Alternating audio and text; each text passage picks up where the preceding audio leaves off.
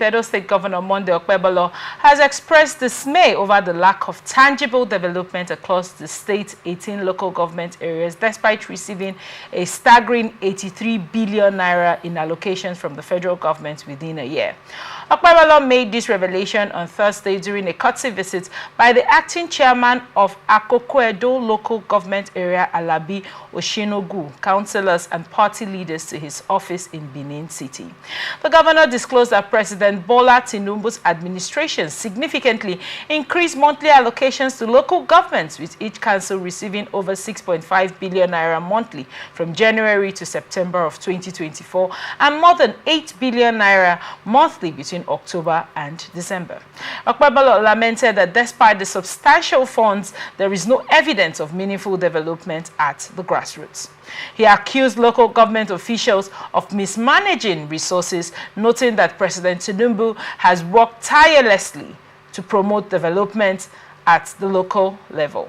The governor criticized the suspended local government chairman for neglecting critical sectors such as education while allegedly diverting funds.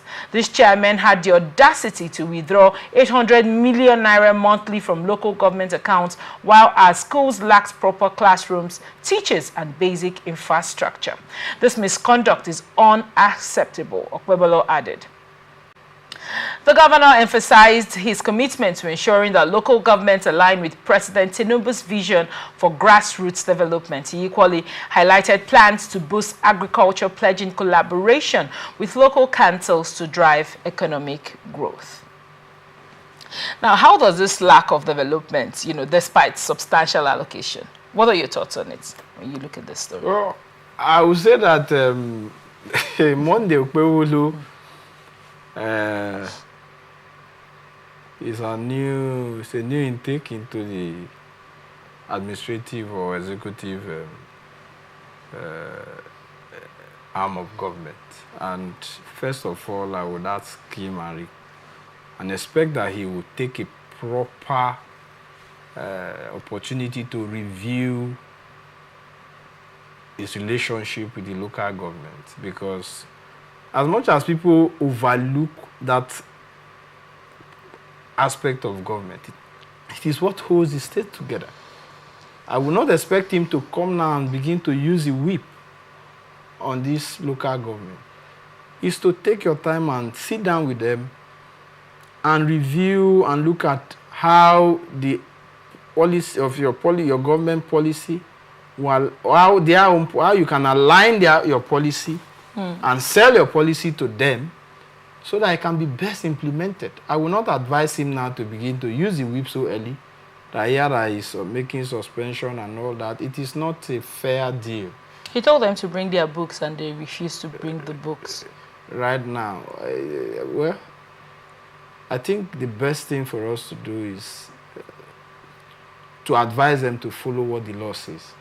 If the governor will have the power to ask them to bring their books. Of course, the governor cannot ask them to bring their books.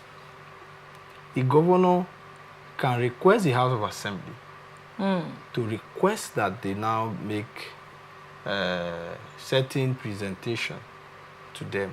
Much more specifically, the local government councillors, the legislative arm of the local government, have the power to call these local governments to order.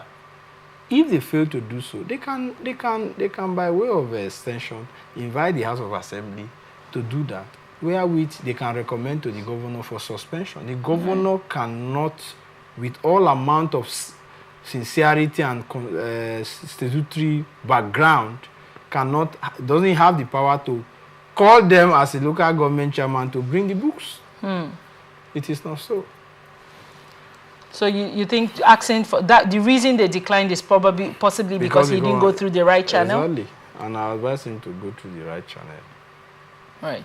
Thank you so much for your insight on that one. This is where we wrap it up on this episode of Open Conversation. Thank you so much, Honorable Don Okpebholo, for spending the morning with us and giving us good insight and reviewing the subject matter, because like many of our guests and viewers, I'm sure many people were confused as regards the backstory of this, and I really thank you for shedding the light on it. All I will say is that we are peacemakers, we are peace ambassadors, but most especially I'm a crooner of justice, equity, and good conscience.